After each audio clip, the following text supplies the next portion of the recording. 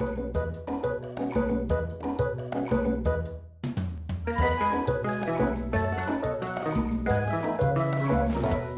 afternoon, everyone. Thanks for joining us for Scrum 101, the Agile overview you never knew you always wanted. I'm Lindsay. I'm going to give you a couple quick housekeeping notes and introduce our speaker for today, ERIKA FLORA, and then we'll get rolling. If you guys have any questions as we go throughout today, there's a comment box on the right side of your screen. Go ahead and enter them there. I'll keep an eye on them as we go throughout today's presentation and get them passed over to ERIKA so she can answer them for you as we go. We'll also take some time at the end of the presentation to field any questions that come in at that point. And we'll, if we run out of time, of course, get back to you after the presentation today so you have all the information you need. So your panelist for today is ERIKA FLORA. ERIKA is a certified Scrum professional. She's got years and years of experience incorporating Scrum and Agile concepts at her own company, Beyond 20, as well as at countless other organizations through consulting and assessment processes. She does a lot of coaching and just generally has a good sense and understanding of Scrum and Agile concepts and how to apply them in specific capacities. So without further ado, I will throw it her way to introduce Beyond 20, and then we'll get started with Scrum 101. Welcome to Scrum 101, the Agile overview you guys never knew you always wanted. Let's go ahead and talk about what we're going to talk about today. So for those of you that don't know me, I'll do an introduction for myself, as well as who Beyond 20 is, why you guys should care, and then we'll jump right into what is Scrum and what does that mean versus this term called Agile. Lots of people use those two terms interchangeably, so we'll talk about what's the difference between those, and then we'll dig specifically into Scrum, and we'll talk about some of the basics, so who the roles are, what some of the documents or things that you create as part of Scrum, why you do it. Everything that's in Scrum has a reason behind it, so we'll talk through why that is. We'll also talk about the value proposition and why it's something that if you guys are just now starting to hear about, you will hear more and more about as time goes on, because organizations are finding a lot of value out of it. So we'll talk through what the value proposition is, how you might actually describe it to executive management in 30 seconds or less as to why they need to consider it, why your organization should start to look at it, because what organizations are finding is that it's helping them deliver more of higher quality and with happier customer satisfaction.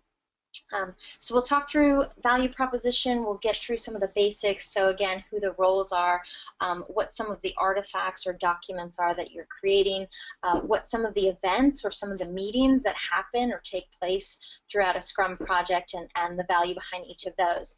And then what we're going to do is really move into more of a practical, okay, how can I start doing some of this stuff?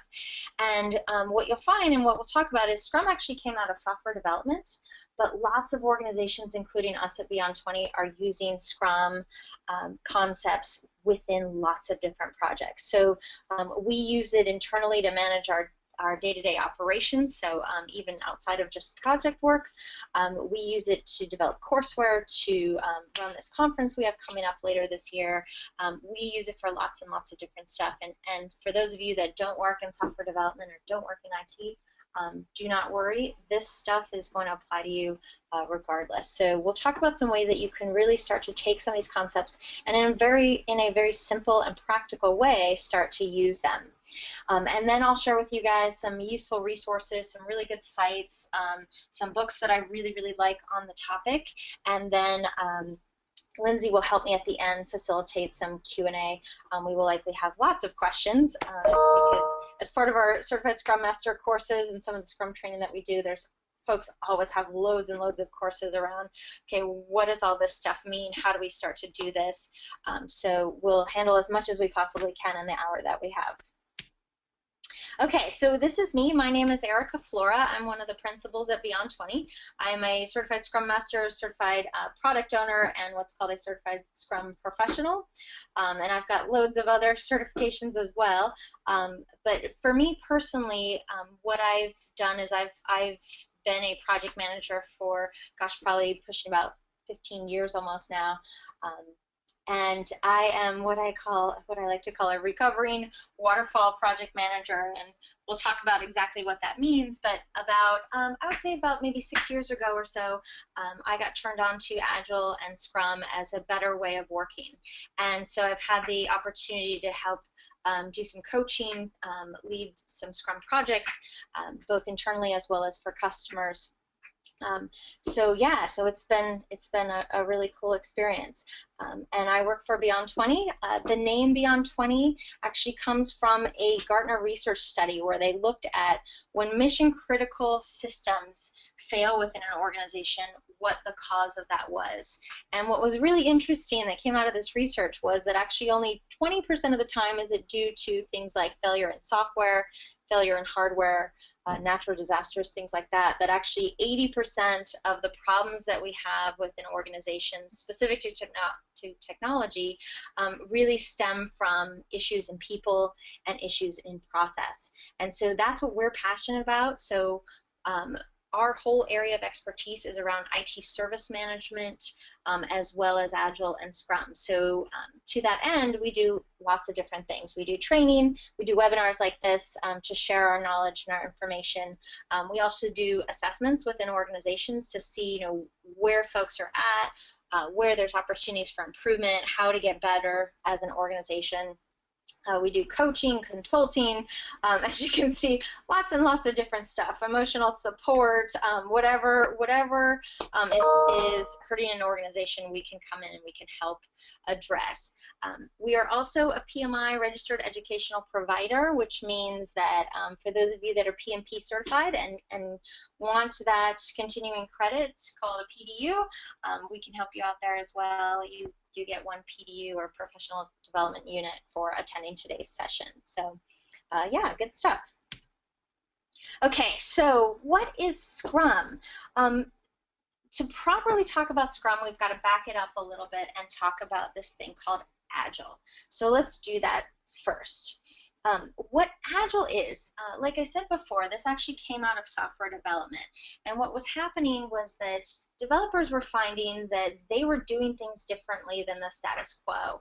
And in 2001, they all got together and they said, well, what is causing us to be successful? And let's talk about that. And out of that meeting came this thing called an Agile manifesto. And basically what they did is they all sat down and said, what do we have in common? And came up with these things called guiding principles. In this case, it was for building software development, but really it's for building anything. And doing it through this way of working called iterative development.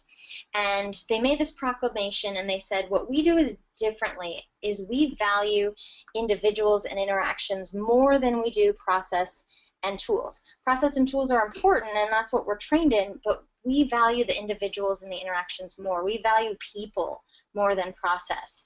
They also said we value, at that time it was working software, but you can replace working software with just working product over comprehensive documentation. So we value delivering stuff versus having reams and reams of paper that we deliver to our customers. They also said we really value customer collaboration. We want to know what customers care about, what they value. We want to talk with them face to face instead of going off into this black hole and then a year later, 5 years later, coming back with something that really doesn't hit the mark. So we want to make sure that we are constantly collaborating with customers. At the end of the day, it's about people. And we value that more than contract negotiation. Now, do you have to have contracts in place? Absolutely. But that shouldn't take the place of collaboration with our customers. We also care about responding to change and setting up a mechanism so that we can take change in over valuing following a plan. So in traditional management of projects, and I've done this myself, we come up with a list of requirements and we say, okay, here now is our plan and it's never going to change ever, ever, ever. And we plan how we're going to execute and then we execute to the plan. And we all know in real life that never is what happens. Things change, our customers change, technology changes, the competitive landscape changes. And so we've got to have a way to respond to change and embrace it rather than say, no more changes, We're going to deliver initially what we set out to do, because by the time we deliver it, that may not be at all what a customer wants or needs from us. And it may be something that, at the end of the day, sits on a shelf rather than is used and helps our organization effectively move forward. So if you look at these things, what they're saying is the stuff on the left, the stuff in the orange, we value that stuff over the stuff on the right. Now, that's not saying that the stuff on the right isn't important. What we're saying is there's got to be a good balance. What organizations tend to do, and this comes from being trained to do this, we tend to really focus or err on the side of the stuff on the right. We tend sometimes to focus too much on documentation or contracts or process at the peril of the stuff on the left. Even though we're trained to do the stuff on the right, what customers really, really care about, what they pay us for, what they judge us on, is the stuff on the left. So what we have to do is figure out how do we create that balance so that we're giving our customers the stuff that they desperately want and need from us. And if you guys want to see more information, you can go to the website. If you look at the bottom left, agilemanifesto.org. There's also some more specific principles about how do you actually then start to implement some of this stuff, and give you a little bit more guidance around that. So let's talk about the traditional way that projects and products are delivered versus the new way. So the old way is what's called waterfall. And the reason why it's called waterfall is if you look at these phases kind of one after the other, actually if you were to kind of turn it at an angle, it kind of looks like a waterfall. You have to finish everything in one phase before you move on to the next phase. This is the way we've been taught, and this is the way that things have been built since the beginning of time. The problem is, like we said before, things change along the way. So we find that maybe when we get into design that we have to jump back into reanalyzing a piece of it, and it doesn't allow for change and complexity. What Agile projects do is they say, let's take those same phases, but let's break all that stuff into chunks. So we've got something to show for that at the end of a phase. We can get feedback on that, and then we can inspect, we can adapt, we can change, and we have that ability, like I said before, to take in that change, hear that feedback, and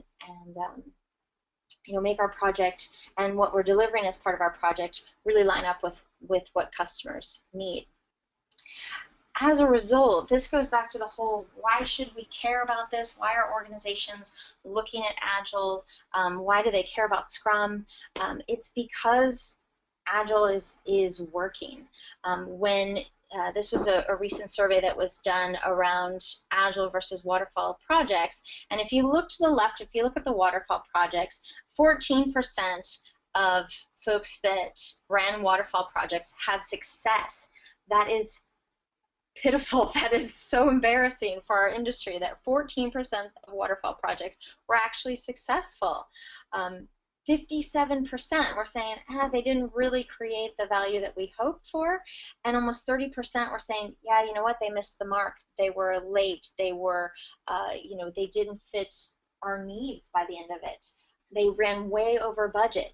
And so this new way of working called Agile, organizations are finding that a lot more of the time projects are successful. They're coming in on time, on budget, they're within scope, but most importantly, they're creating value. They're creating value that customers want and need, and they're deemed successful. So if you look at the success rate, this is what we have is, yay, exclamation point, 42% versus 14. If I'm looking at this as an executive and I'm saying, wow, 42% of my projects are at the end of the day going to be successful versus what we're dealing with today at 14%. I mean, that is huge. That's game changing. So let's talk about exactly what that means and how companies are starting to approach these concepts. So some of the reasons that just beyond project success for adopting Agile. This actually comes out of a State of Agile survey that's done every year by one of the Agile software vendors. And I think it captures really, really succinctly and very, very well as to why you would bother with this Agile stuff. And so if an executive is saying to you, what is this Agile? Why should we care? I think these 4 things really do a very good job of explaining that. So beyond just project success, the reason why you would go Agile or become more Agile as an organization is, in the traditional sense, if you look at the gray dotted line, that's what a waterfall project looks like. So if you look at the top left for visibility, in a waterfall project, you say, okay, let's put together all of our requirements, and then my team is going to disappear, and we're going to do all this work, and at the end, we're going to say, ta-da, here you go. That is not the case in an Agile project. In an Agile project, every few weeks, a customer is seeing something. There is huge visibility as to how much work is still left, what the progress of the project is, and they see product often. So an Agile project is extremely visible. If you look towards the top right, an Agile project is also extremely adaptable. So that gray dotted line in a traditional waterfall project, you say, okay, everybody has to decide what our requirements are, and then after that, we're doing a change freeze, and everything after that point has to go through change control. It has to be approved. Whereas in an Agile project, you can change things.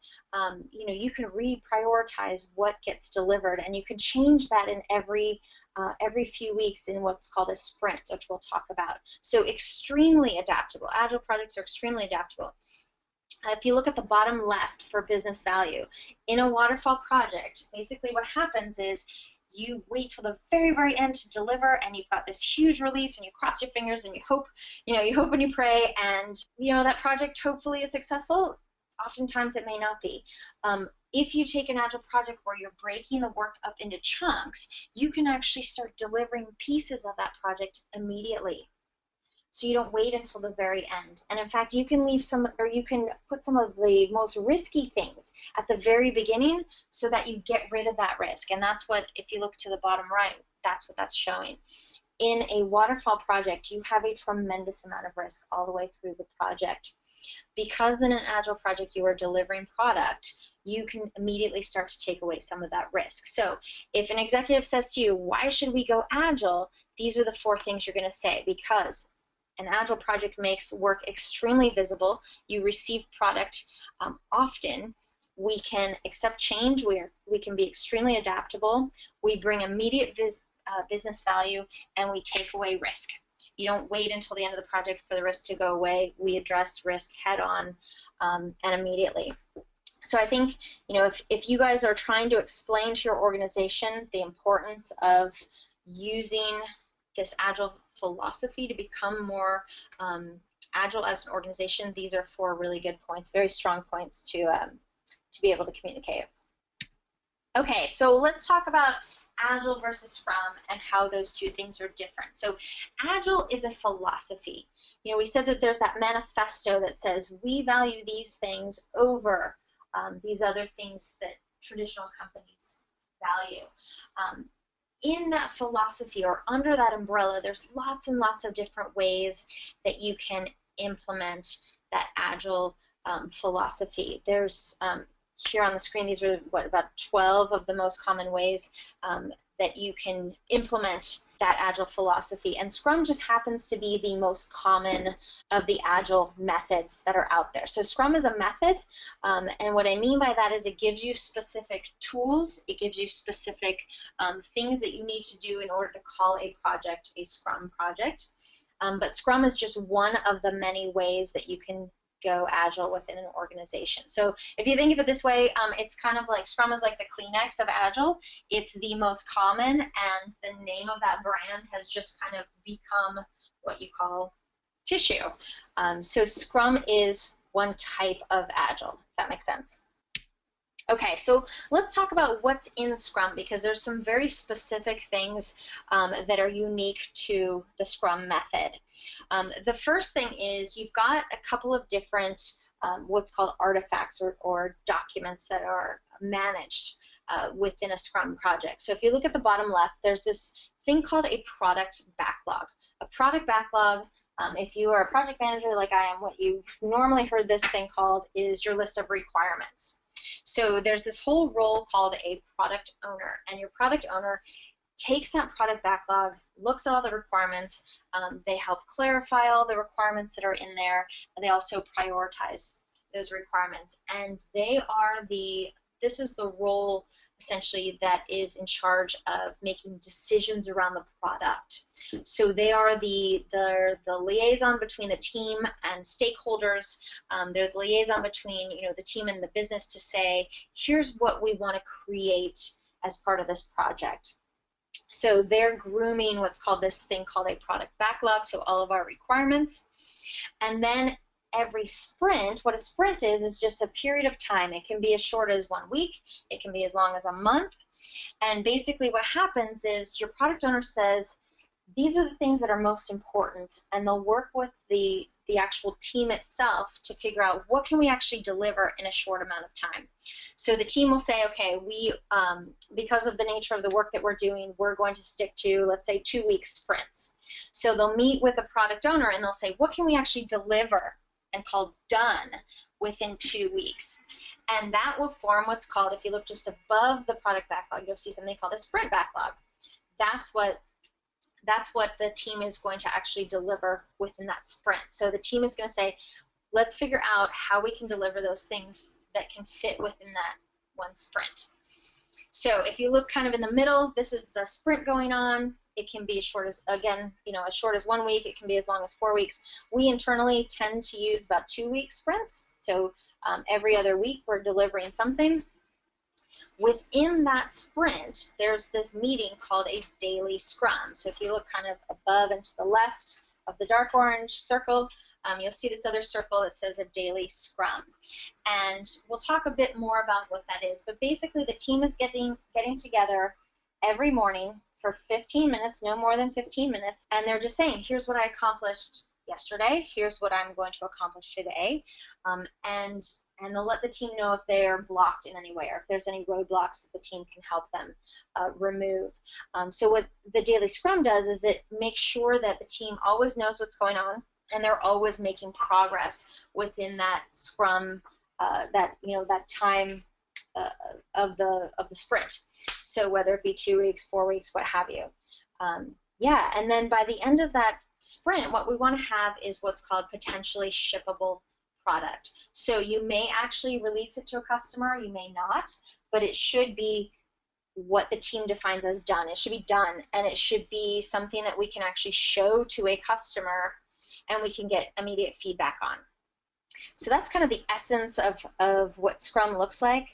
Some of the Scrum roles, if you look at the top, we said the product owner is really concerned with business outcomes, creating business value, and they're the ones that are going to be looking at that product backlog, making decisions for what the team should be working on, what's highest priority, and bringing clarity around what those requirements are. You've got the team over on the left, and then if you look towards the bottom, you've got the Scrum Master. Now, the Scrum Master is a bit different than the product owner. Scrum Master cares more about facilitating the process. They want to make sure that the team gets better and better and better. So the product owner is really concerned with delivering product. Scrum Master is making sure that the team is getting better, that they're doing Scrum properly, that when they're getting stuck, they're helping facilitate conversation, that they're, if there's disagreements within the team, or if there's, let's say, disagreements with the product owner and the team, they help facilitate resolution. So they're really around process and flow. Okay, so those are the basics behind Scrum. Let's talk about how you might actually start applying some of this stuff. Because, to me, yeah, all the theory is great, but what do you do with all this stuff? What are some ways that you can maybe start moving in that direction? Okay, first and foremost, think about how you can break work into chunks. This is super important. What I see a lot of teams start to do is you get analysis paralysis around planning, and you wait and you wait and you wait to start the project. Even if stuff is a mess, even if you don't have all of the requirements, that's okay. You can still start now with what you have, and you can figure out the stuff kind of as you're going. So like we said before, the Scrum method calls these sprints, where you can actually divide work into these short phases. and start thinking about your project more in weeks rather than months. So figure out, what can we start delivering now? The other mistake I see sometimes project teams will make is they do a whole lot of detailed planning way, way, way out into the future. But we know invariably things change. So only plan the stuff that's right in front of you, maybe a couple of sprints out. Leave the stuff later on. You can always add additional detail. In fact, in the PMI books, they talk about this term and they call it progressive elaboration. Don't worry about the stuff way out, because that will change. Even members on your team might change. Your stakeholders are going to change. Requirements and the priority of those requirements are going to change. So spend time on the stuff that's in front of you and leave the stuff for later.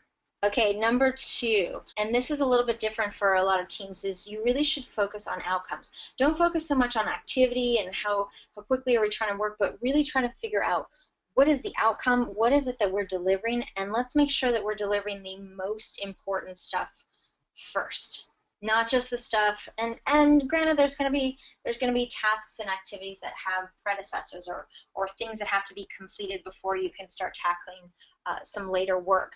But you want to really kind of deconstruct your project and think about what is most important to a customer, and let's work on that stuff first. So the highest value, potentially this is the highest risk kind of stuff. Let's tackle that stuff first, rather than think about a project entirely chronologically. Let's think about it from a value perspective. What would a customer be most excited if we delivered at the very, very beginning? Because then we can get immediate feedback and start to, if we need to do some reworking on that really important piece, that's fine, but let's get that stuff out the door first. And I like this quote here at the bottom. Which things can we do to have the biggest impact on our customers' lives? Make sure that that's at the beginning of your project.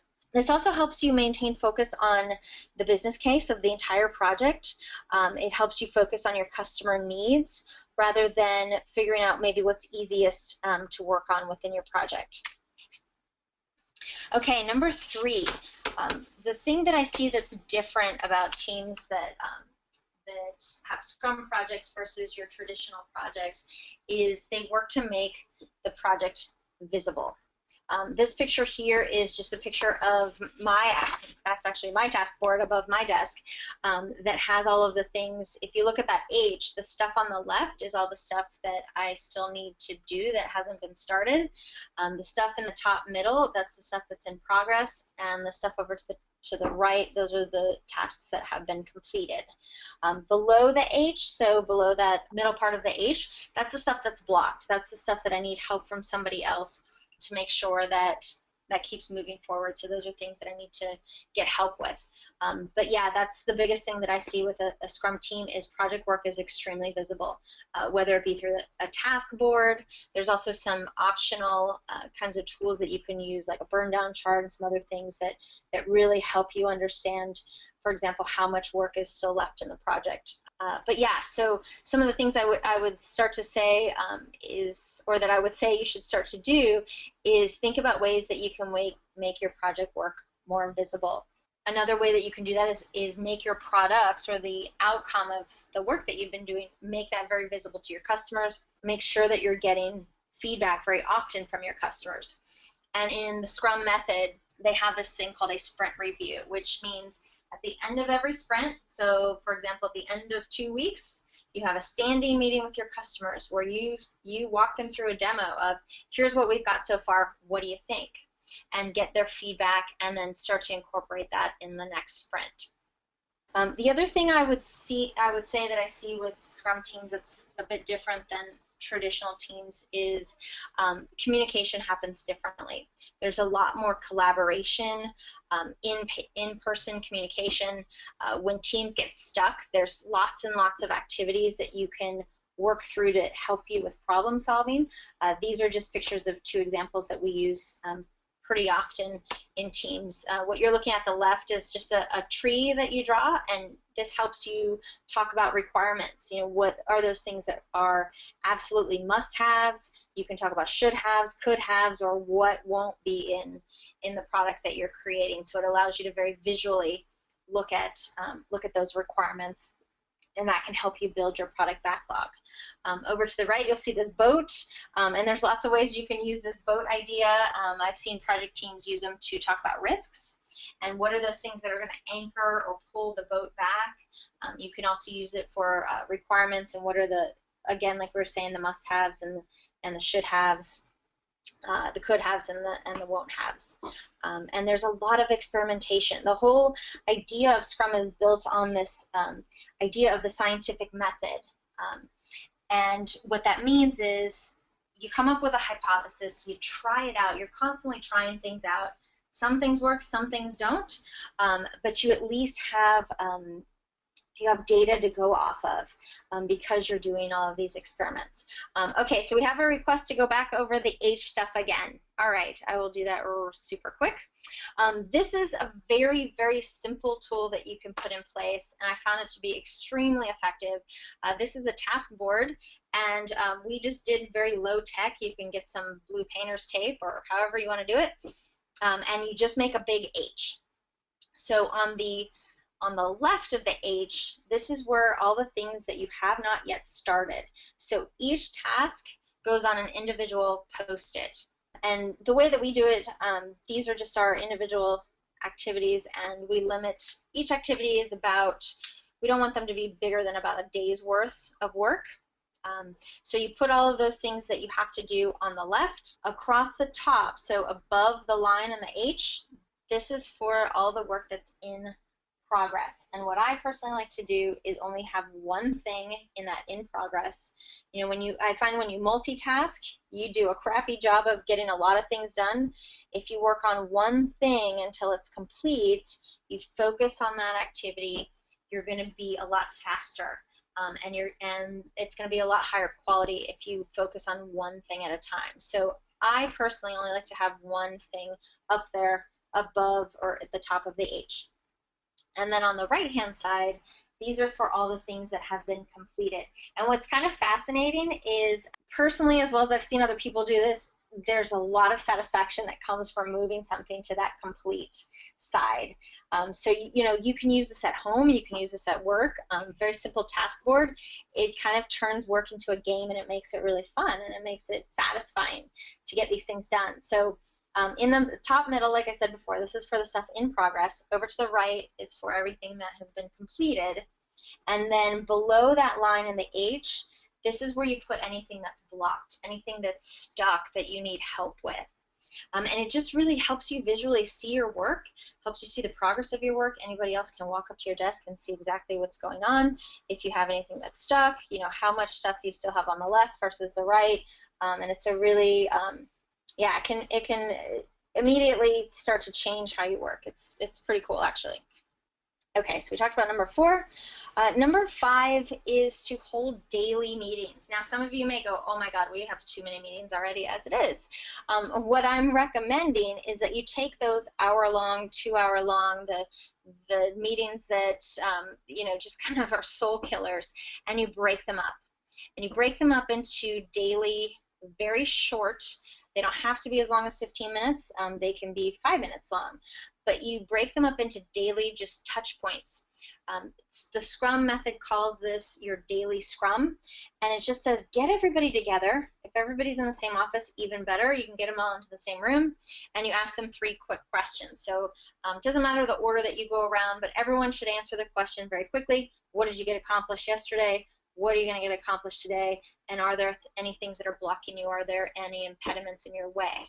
Now, if folks say that there are impediments, the job of this meeting is not to go into huge detail around what those impediments are. It's really more to just get them in front of the team, so then, you know, you can get some help outside of the meeting. So somebody can say, oh, I can help you with that. Let's discuss it. Let's find some time to do that. But it really just makes the work, this goes back to the whole making work very, very visible to the team. And what's kind of beautiful about it is if you are just doing meetings like, you know, if you've got a project status meeting that's once a week or once every couple of weeks, this format allows you to catch things immediately instead of waiting until the next week's status meeting and going, oh, shoot, why didn't you tell me that you were stuck a week ago? I could have, you know, found somebody to help you. So that's really what these daily meetings help to do is get you unstuck, get everybody on the same page, and make visible progress every day.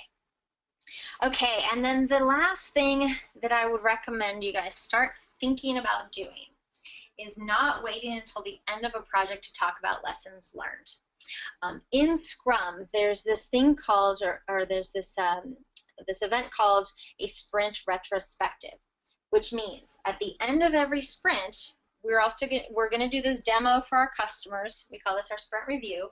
But then we have an internal meeting within just our team called a sprint retrospective that says, okay, how can we get better? What went well in the sprint? What didn't go so well? What can we do differently? And let's change now. Let's not wait until the end of the project where we go, oh, we told you so, we told you the whole time this was going to be a death march. No, you start introducing action immediately. And in fact, you can actually take some of that action and put that into your backlog and actually start addressing that in the next sprint. So not only are your products getting better, but your people, your team's getting better, communication's getting better, how you guys work is getting better, so that you improve over time. So this idea of a sprint retrospective, and there's loads of ways that you can do a sprint retrospective. You want to make sure that you capture those lessons, capture those issues that you're having, and start addressing them immediately. This picture here is just showing how you might do one, and it's very simple. The smiley face just says, what are all the things that have gone well? The sad face is, what are all the things that could be improved? Some of the risks or the issues that we're having. This is on the bottom left, you've got this light bulb that says, here's some great ideas that have come out of this last sprint. And then on the bottom right, these are the people we want to thank. So just one idea, but the bigger concept is that you want to discuss lessons learned often and turn that into change, turn that into action throughout the project. Okay, so here's some resources to give you guys some additional learning. It's really difficult to talk about everything Scrum in just a little bit less than an hour, but some things that you guys will find value in. If you go to the Scrum Alliance website, scrumalliance.org, lots and lots of information there.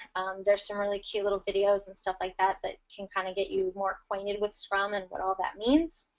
I showed you guys earlier the manifesto, but if you go to agilemanifesto.org, you can read that. There's also principles behind that as well. And then there's another guide that's written by the folks that have come up with Scrum, Ken Schwaber and Jeff Sutherland, that is a really good read. It's about 15 pages or so, and it's called the Scrum Guide, and that can give you lots of good ideas, a lot more detail around the documents we talked about, the roles, the meetings or the events that happen throughout Scrum.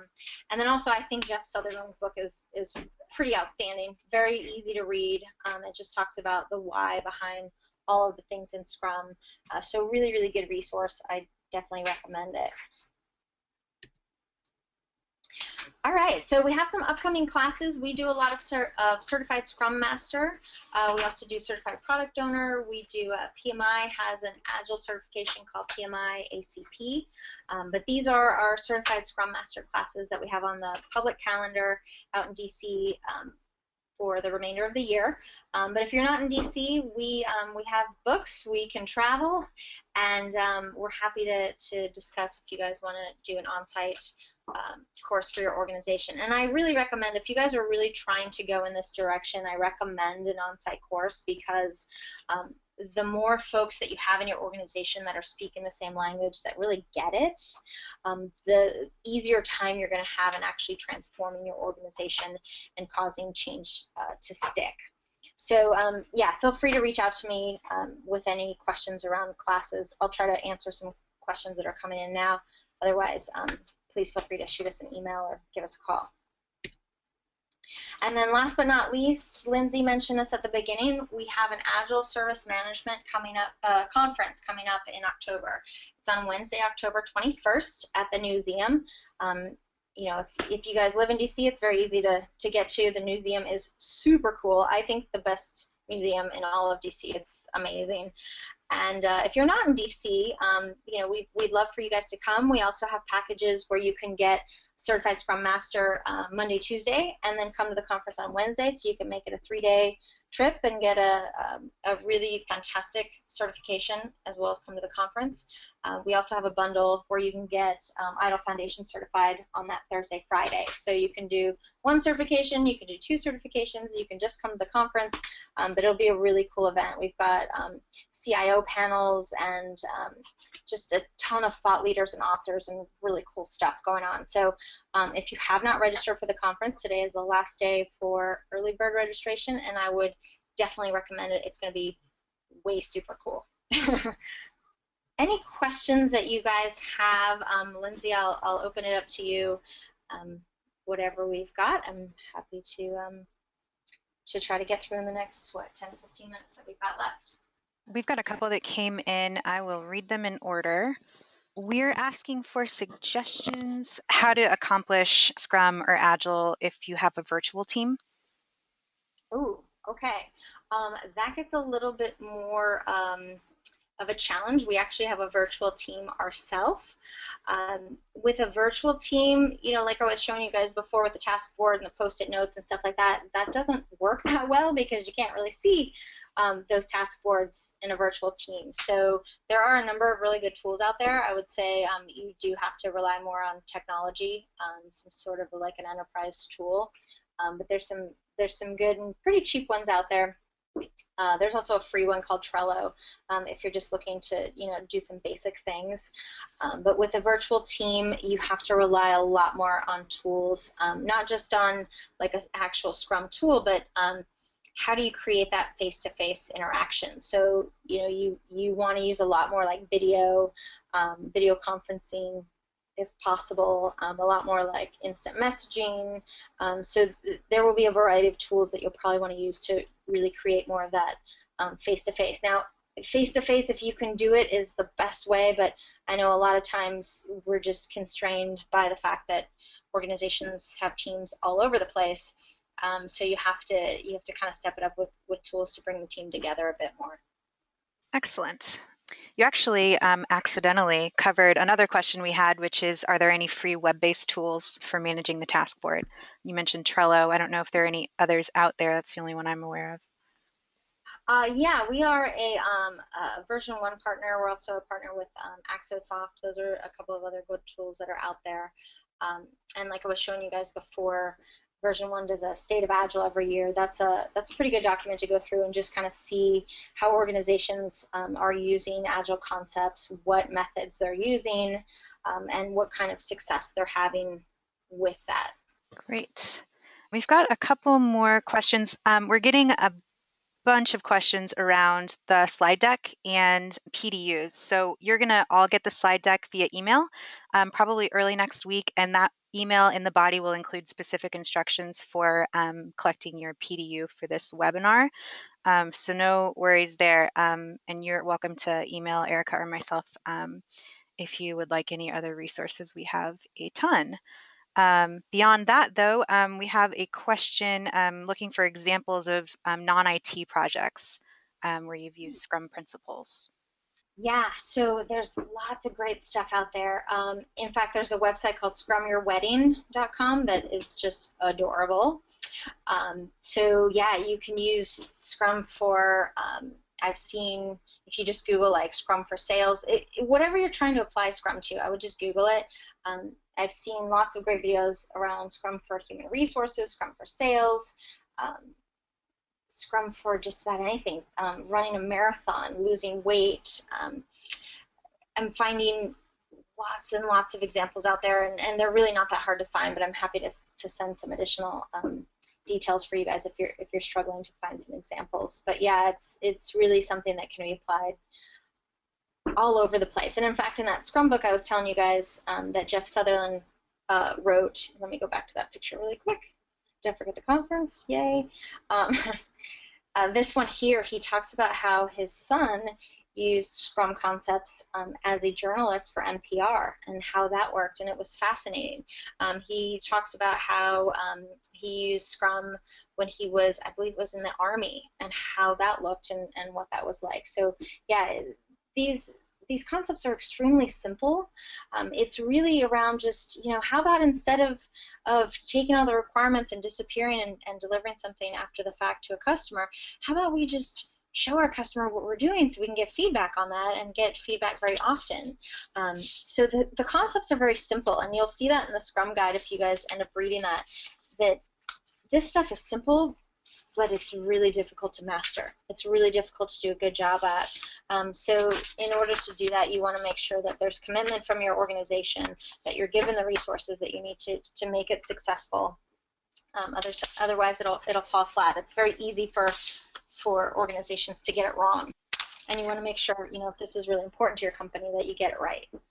We've got a couple questions, I guess, around logistics as far as the Scrum Alliance goes, or a question about just the governing body for Scrum. If you could maybe elaborate on that a little bit and maybe tie in, we've got another question about what is the standard Scrum certification and who's responsible for administering that and whether that's a different entity than PMI.